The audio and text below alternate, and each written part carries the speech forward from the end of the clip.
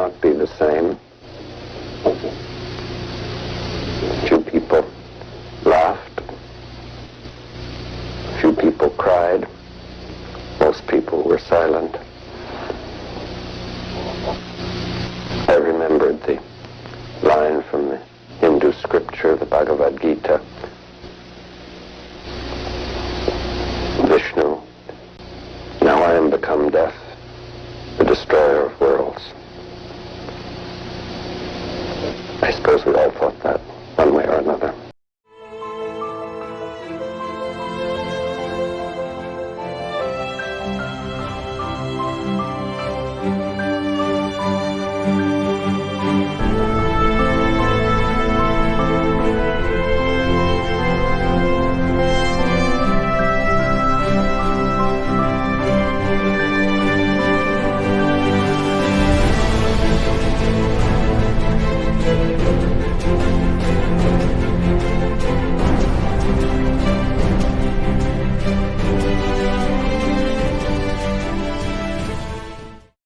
Pada tanggal 6 Agustus 1945, Amerika Serikat melakukan pengeboman di Hiroshima, disusul dengan pengeboman kedua di Nagasaki pada tanggal 9 Agustus 1945.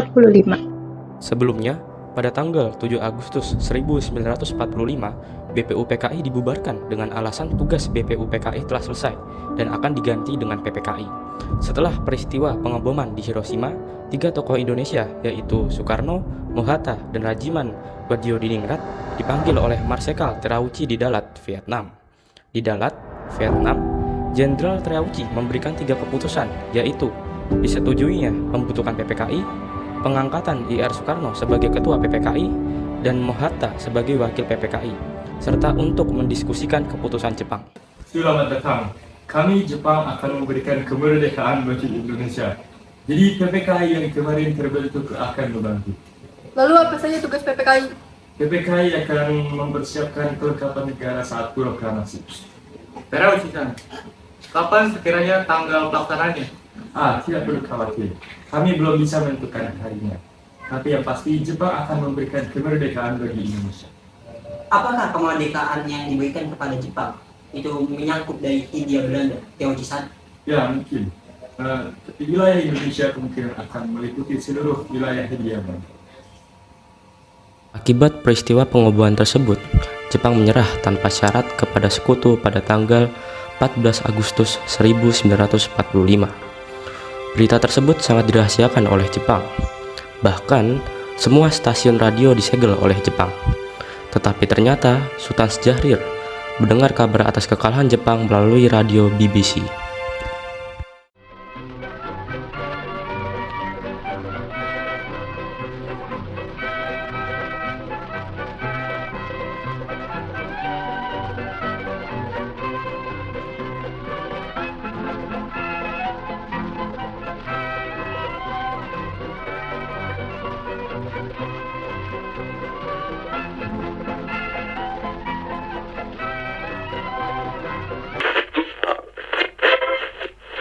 Bear, who almost gives a handshake this way. And Kawabe meets Major General Willoughby, MacArthur's Chief of Intelligence. Negotiations in Manila that bring the surrender of Japan down to concrete facts. The delegates are empowered to take orders from General MacArthur. And ya, maka dari itu Jepang harus kita kalahkan. Ya, betul itu. Ya. Bung, ada apa, Bung? Saya punya berita penting. Apa itu, Bung? Dari yang saya dengar dari radio BBC, Jepang telah menyerah kepada sekutu. Apa? Jepang telah menyerah? Ya, sekutu telah membom kota Hiroshima dan Nagasaki. Jepang menyerah tanpa syarat. Oke, kalau begitu kita harus segera memproklamasikan kemerdekaan bangsa ini. Saya sangat setuju. Bagaimana menurut Anda, Soekarni? Benar itu, Jepang sudah tak ada wewenang lagi di negeri kita. Kita harus memanfaatkan ini. Mari kita manfaatkan.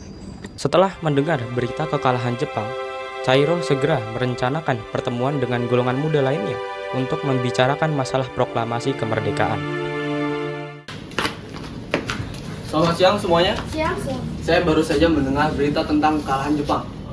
Belum kawan, kau tahu dari mana tentang ini? Saya baru saja mendengar dari Sultan Syahrir. Dia mendengar dari siaran radio BBC. Dan siaran itu menyatakan bahwa Jepang melakukan gencatan senjata. Berarti negeri kita sekarang dalam kondisi vacuum of power. Betul. Oleh karena itu, kita harus memanfaatkan momen ini untuk memproklamasikan bangsa ini. Tepat sekali. Di sisi lain, Sultan Syahrir telah memberitahu kabar tersebut kepada Muhammad Hatta. Mereka segera menemui Soekarno di rumahnya untuk memberitahukan tentang kekalahan Jepang. Syahrir mendesak untuk mempercepat proklamasi, tetapi Bung Karno menolak. Assalamualaikum. Waalaikumsalam. Syahrir, Hatta. Bisakah kami berbicara di dalam denganmu? Boleh, sudah masuk. Permisi.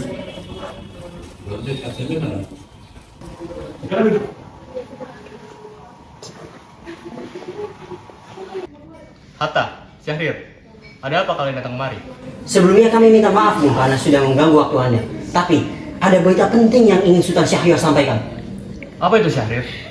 Begini Bung Karno, saya sudah mendengar berita Jepang telah menyerah kepada sekutu. Jadi kenapa kita tidak memanfaatkan momen ini untuk memproklamasikan kemerdekaan Indonesia? Tidak bisa, Bung. Kita harus melalui lembaga PPKI. Alangkah janggal bila kita tidak melalui PPKI, yang dimana ketuanya adalah saya sendiri. Tapi Bung Karno, Maaf, Bung. Kita tidak boleh gegabah. baiklah kalau gitu. Terima kasih atas waktunya Bung Karno. Silakan. Mari Bung Hatta. Baik.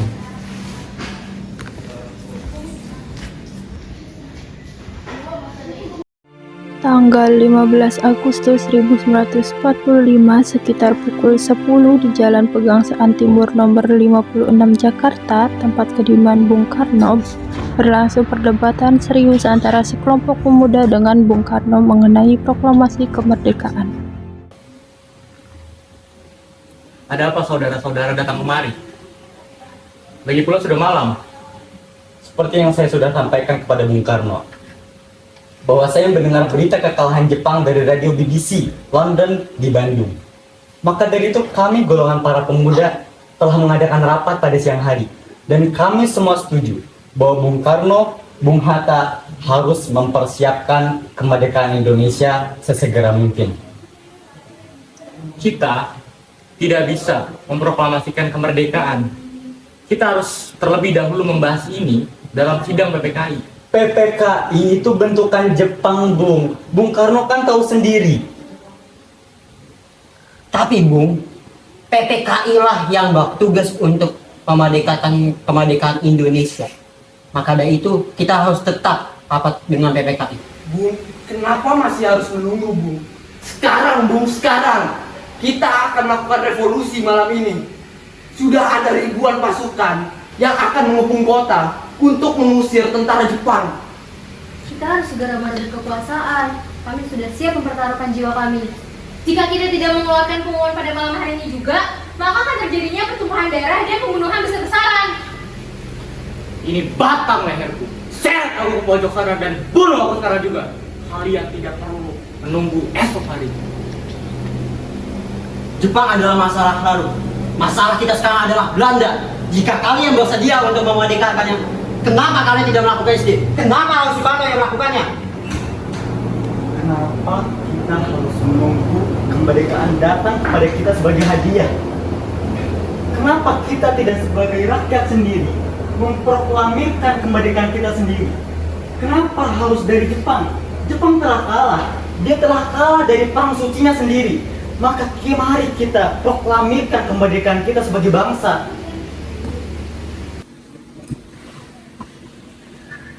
Kekuatan segelintir ini tidak mungkin bisa untuk melawan pasukan bersenjata dari Jepang. Coba saudara tunjukkan kepada saya hasil perhitungan saudara. Bagaimana cara menyelamatkan perempuan dan juga anak-anak jika terjadi pertumpahan darah di sini? Bagaimana cara mempertahankan kemerdekaan saat sudah diproklamasikan? Jepang dan sekutu tidak mungkin datang untuk membantu kita. Coba saudara bayangkan, bagaimana caranya untuk kita berdiri di atas kekuatan kita sendiri. Usulan dari golongan muda tidak bisa kami terima, karena kami takut korban jiwa dan harta banyak yang dikorbankan. Untuk itu, biarkan kami bonding terlebih dahulu. Setelah pertemuan itu, Soekarno mengundang beberapa tokoh nasionalis seperti Muhammad Hatta, Soebarjo, Iwakusuma Somantri untuk mendiskusikan usulan dari golongan muda. Kemudian, para golongan tua yang berada di kediaman Soekarno segera membicarakan permasalahan tersebut.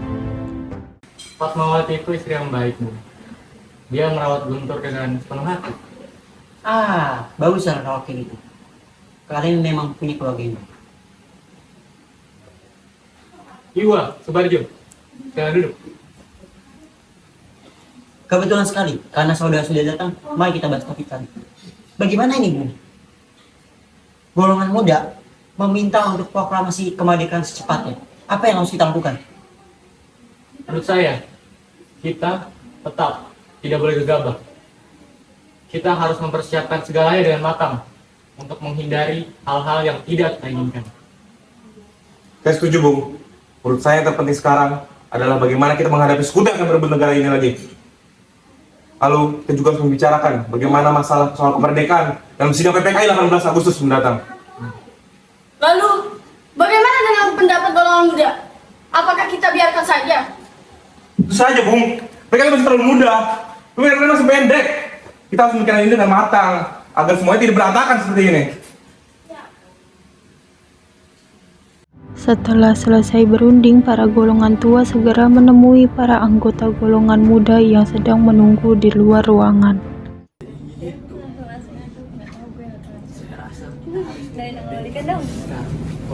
Saudara sekalian, tadi kami sudah berunding dengan golongan tua, dan kami bersepakat untuk tidak melakukan proklamasi kemerdekaan secepatnya. Untuk itu, kami akan membicarakan lebih lanjut dengan PPKI. Mendengar penjelasan Hatta, para pemuda nampak tidak puas. Mereka mengambil kesimpulan yang menyimpang, menculik Bung Karno dan Bung Hatta dengan maksud menyingkirkan kedua tokoh itu dari pengaruh Jepang. Pada pukul 04.00 dini hari 16 Agustus 1945, Soekarno dan Hatta dibawa oleh sekelompok pemuda ke Rengas Dengklok. Bung Karno kecewa karena para pemuda menolak mempertimbangkan pendapatnya. Soekarno pun membawa istrinya, Fatmawati, dan anaknya, Guntur, yang masih bayi.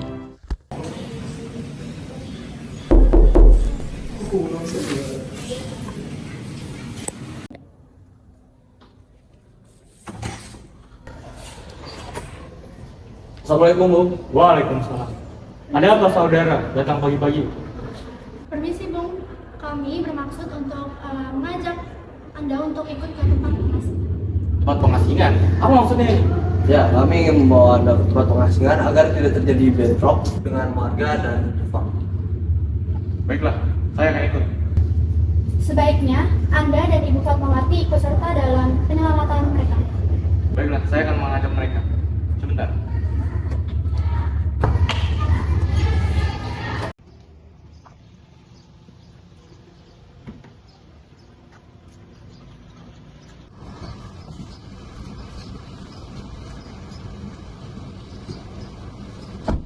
Hatta, kamu juga di sini?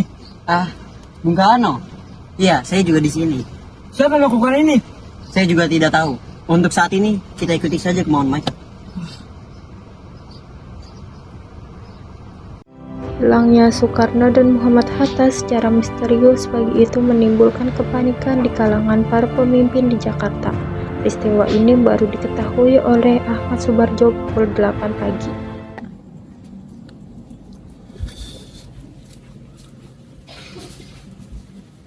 Apa kalian tahu di mana keberadaan Bung Soekarno dan Bung Hatta? Maaf, saya tidak tahu, Bung. Katakanlah kepadaku sekarang di mana keadaan mereka berdua, dan saya akan menjamin keselamatan mereka kembali ke Jakarta, dan saya akan menjamin kemerdekaan kalian besok hari. Akankah Anda bersumpah untuk itu? Kalian bisa mempercayakan kepada saya.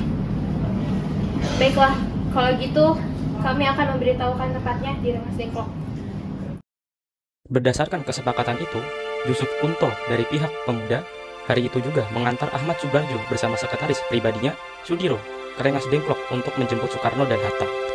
Di rumah milik warga keturunan Tionghoa bernama Jau Kisong di Rengas Dengklok, siang itu terjadi perdebatan panas. Kami hanya ingin membicarakan masalah proklamasi proklamasi itu kembali. Saya sudah bilang sama Bung sebelumnya bahwa Indonesia akan dibahas lebih lanjut kemerdekaannya oleh PPKI. Memang benar begitu adanya. Tetapi mengapa kita harus menunggu kemerdekaan oleh Jepang ataupun PPKI? Lagi pula PPKI itu buatan Jepang. Mengapa kita tidak dimerdekakan oleh perjuangan kita sendiri? Bukan karena campur tangan Jepang. Pendapat itu benar adanya, Bu. Namun masih terlalu dini untuk menjadikan Indonesia sebagai negara yang merdeka. Lagi pula, kita, bangsa Indonesia, masih butuh bantuan dari Jepang untuk membuat Indonesia menjadi negara yang merdeka. Bagaimana bila perkataan Jepang tentang kemerdekaan bangsa ini hanyalah janji manis belaka? Apa yang akan engkau lakukan, Bung? Apakah akan selamanya menunggu janji itu, Bung? Kita harus memproklamasikan kemerdekaan sekarang juga demi rakyat yang sudah bertahun-tahun terbelenggu oleh penjajahan di tanah air mereka sendiri. Mereka berhak bebas dan sekaranglah saatnya. Revolusi berada di tangan kami sekarang dan kami memerintahkan Bung, kalau Bung tidak memulai revolusi malam ini, lalu apa? Tenang saudara sekalian, mari kita bicarakan semuanya dengan kepala dingin.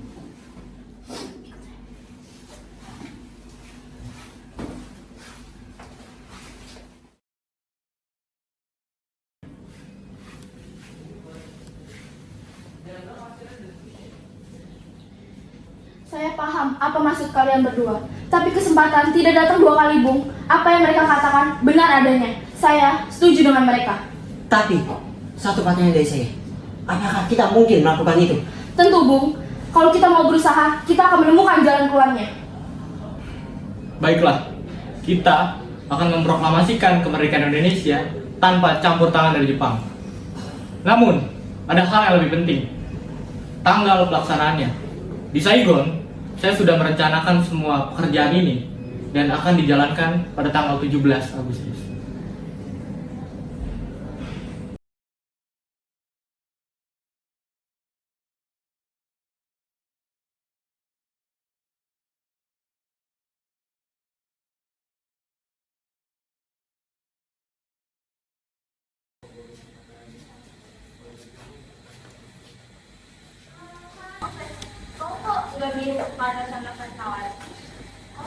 Kami telah berdiskusi bahwa proklamasi bangsa Indonesia akan diselenggarakan pada 17 Agustus.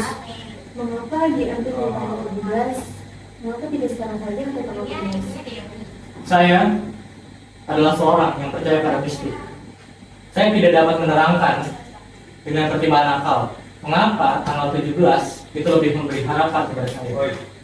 Akan tetapi, saya merasakan dari dalam kalbu saya bahwa angka 17 itu adalah angka yang suci. Pertama-tama, kita sedang berada dalam bulan suci Ramadan. Waktu kita semua berpuasa. Ini berarti saat yang paling suci bagi kita. Tanggal 17 besok itu adalah hari Jumat. Dan juga Jumat yang berbahagia, Jumat yang legi, dan juga Jumat yang suci. Al-Quran juga diturunkan pada tanggal 17. Orang Islam sembahyang 17 rakaat. Oleh karena itu, kesucian angka 17 bukanlah buatan manusia. Rombongan penjemput tiba di Rengas Dengklok sekitar pukul 17.00. Ahmad Subarjo memberikan jaminan bahwa proklamasi kemerdekaan akan diumumkan pada tanggal 17 Agustus 1945, selambat-lambatnya pukul 12.00. Dengan jaminan itu, Komandan Kompi Peta setempat, Cudanco Subano, bersedia melepaskan Soekarno dan Hatta kembali ke Jakarta.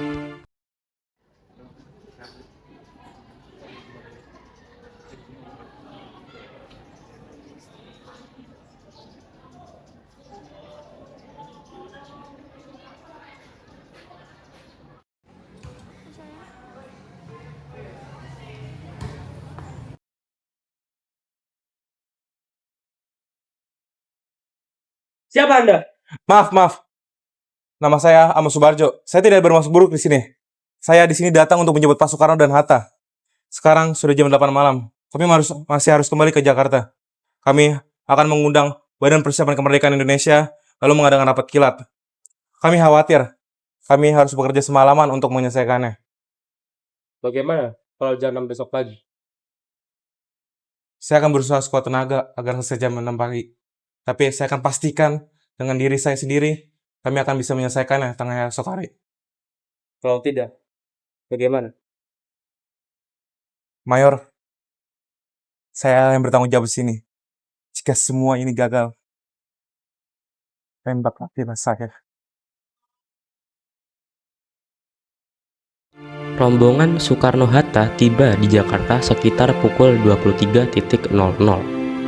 Langsung menuju rumah Laksamana Tadashi Maeda di Jalan Imam Bonjol nomor 1, setelah terlebih dahulu menurunkan Fatmawati dan putranya di rumah Soekarno.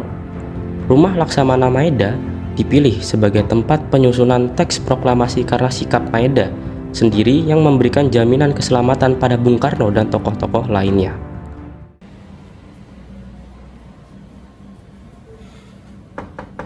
Maeda-san.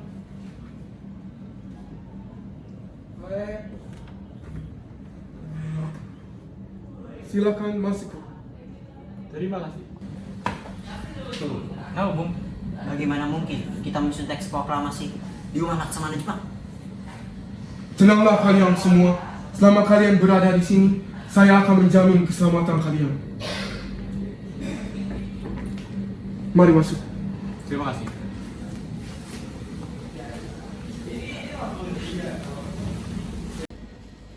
Kalian akan berdiskusi di sini.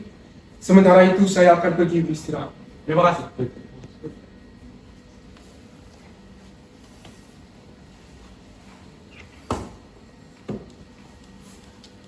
Di ruang makan rumah Laksamana Maeda itu dirumuskan teks proklamasi kemerdekaan. Maeda sebagai tuan rumah mengundurkan diri ke kamar tidurnya di lantai 2 ketika peristiwa itu berlangsung. Miyoshi, orang kepercayaan Nishimura, bersama Sukarni, Sudiro, dan BM Diah menyaksikan Soekarno, Hatta, dan Ahmad Subarjo membahas rumusan teks proklamasi dari luar ruangan. Mari kita mulai merumuskan proklamasi. Boleh, tapi tunggu. Apakah ada yang membawa kertas dan pulpen? Saya bawa, Bung.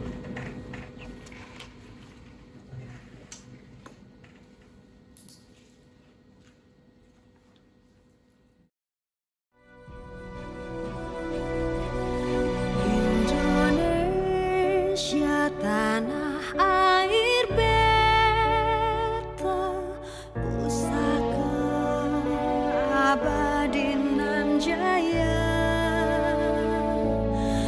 Indonesia sejak dulu kala tetap dipuja-puja bangsa. Di sana tempat lahir beta, dibuai dibesarkan bunda, tempat berlindung di hari tua, sampai akhir menutup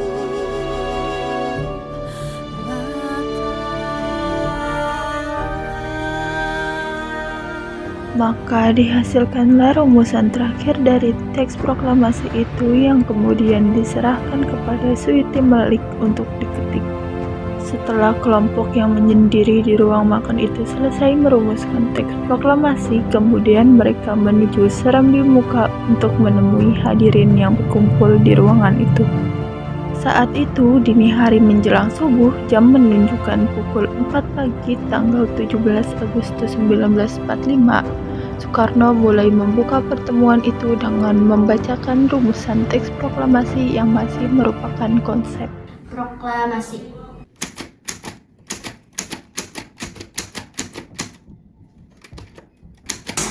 Kami bangsa Indonesia menyatakan dengan ini kemerdekaannya. Soekarno, Hatta.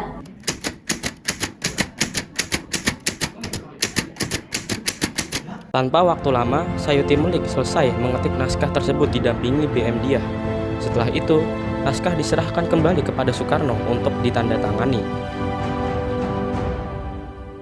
Namun, timbullah persoalan tentang siapa saja yang akan menandatangani naskah proklamasi. Keadaan yang mendesak sudah membuat kita untuk mempercepat persiapan proklamasi kemerdekaan Indonesia.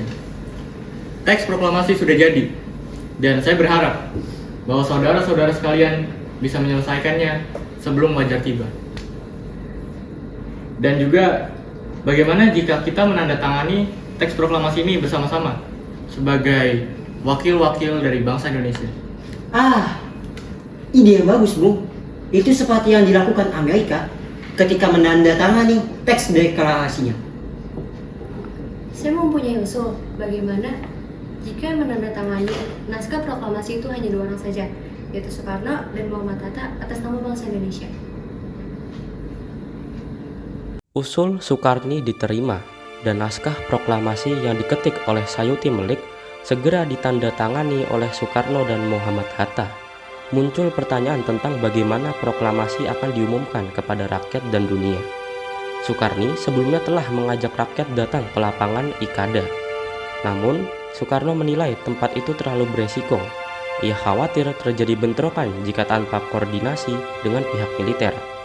Akhirnya, diputuskan bahwa proklamasi akan dibacakan di kediaman Soekarno di Pegangsaan Timur nomor 56 pada pukul 10.00 pagi. Hari Jumat di bulan Ramadan, pukul 05.00 pagi, fajar 17 Agustus 1945 memancar di ufuk timur. Embun pagi masih menggelantung di tepian daun. Para pemimpin bangsa dan para tokoh pemuda keluar dari rumah Laksamana Maeda dengan diliputi kebanggaan setelah merumuskan teks proklamasi hingga dini hari.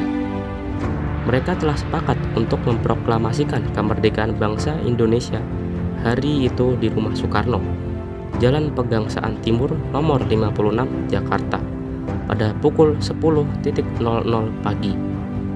Bung Hatta sempat berpesan kepada para pemuda yang bekerja pada pers dan kantor-kantor berita untuk memperbanyak naskah proklamasi dan menyebarkannya ke seluruh dunia.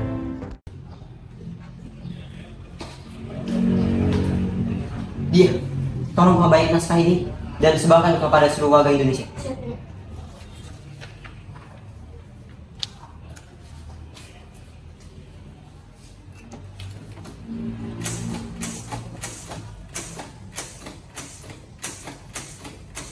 Menjelang pelaksanaan proklamasi kemerdekaan, suasana cukup sibuk. Wakil Wali Kota Suwirjo memerintah kepada Mr. Wilopo untuk mempersiapkan peralatan yang diperlukan pada saat proklamasi.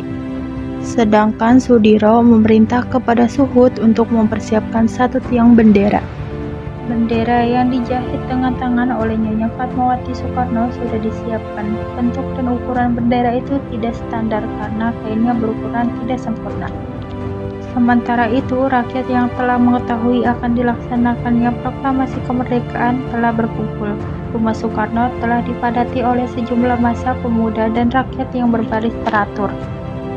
Beberapa orang tampak gelisah, khawatir akan adanya pengacauan dari pihak Jepang. Matahari semakin tinggi, proklamasi belum juga dimulai.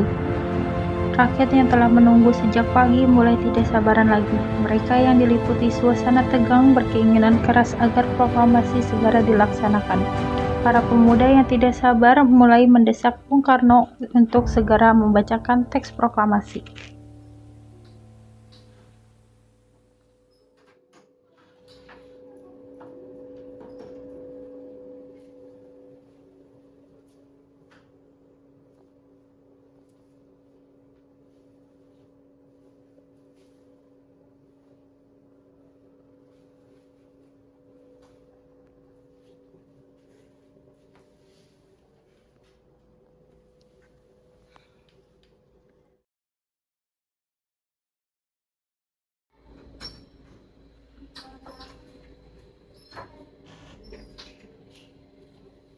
Bapak kenapa? Ya ampun, Bapak panas.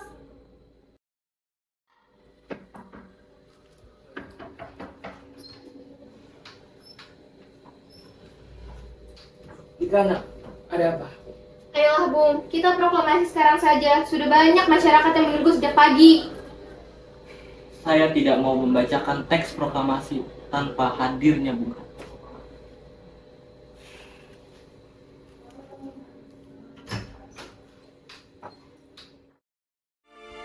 5 menit sebelum acara dimulai, Muhammad Hatta datang dengan pakaian putih-putih dan langsung menuju kamar Soekarno.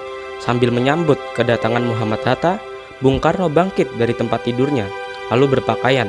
Ia juga mengenakan setelan putih-putih. Kemudian keduanya menuju tempat upacara. Upacara itu berlangsung sederhana saja, tanpa protokol. Latif Hendra Ningrat, salah seorang anggota PETA, segera memberi aba-aba kepada seluruh barisan pemuda yang telah menunggu sejak pagi untuk berdiri.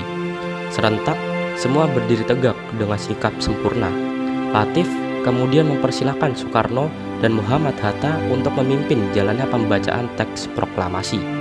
Dengan suara mantap dan jelas, Soekarno mengucapkan pidato pendahuluan singkat sebelum akhirnya membacakan teks proklamasi.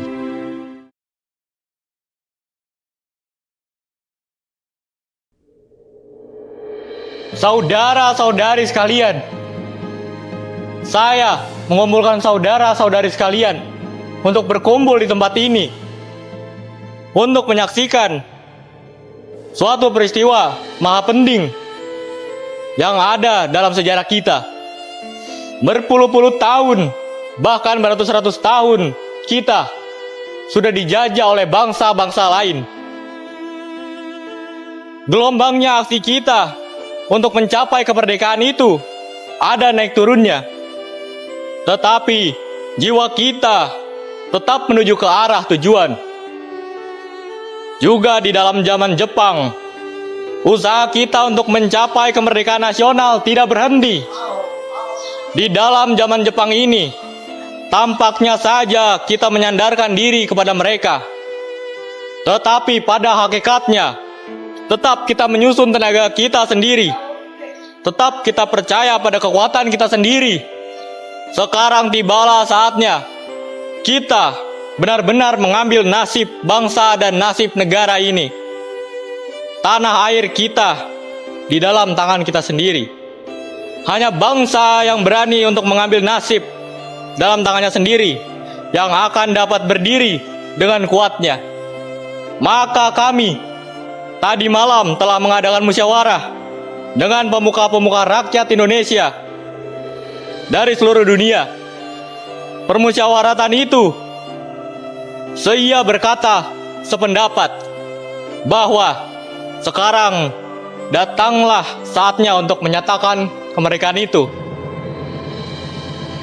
Saudara-saudara, dengan ini kami menyatakan kekuatan tekad dan dengarlah proklamasi kami. Proklamasi kami, bangsa Indonesia, dengan ini menyatakan kemerdekaan Indonesia. Hal-hal yang mengenai pemindahan kekuasaan dan lain-lain diselenggarakan dengan cara seksama dan dalam tempo yang sesingkat-singkatnya. Jakarta, 17 Agustus 1945. Atas nama bangsa Indonesia, Soekarno Hatta. Demikianlah saudara-saudara, kita sekarang telah merdeka. Tidak ada satu ikatan yang mengikat kita dari bangsa lain. Mulai saat ini, kita menyusun negara kita sendiri. Negara merdeka, negara Republik Indonesia. Merdeka, kekal, dan abadi. Insya Allah Tuhan memberkati kemerdekaan kita itu. Merdeka! Merdeka! Merdeka!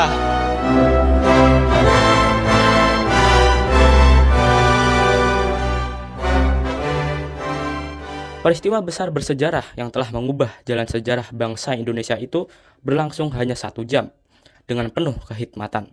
Sekalipun sangat sederhana, namun ia telah membawa perubahan yang luar biasa dalam perjalanan sejarah bangsa Indonesia. Gema lonceng, kemerdekaan terdengar ke seluruh pelosok Nusantara dan menyebar ke seantero dunia. Para pemuda, mahasiswa, serta pegawai-pegawai bangsa Indonesia pada jawatan-jawatan perhubungan yang penting giat bekerja menyiarkan isi proklamasi itu ke seluruh pelosok negeri.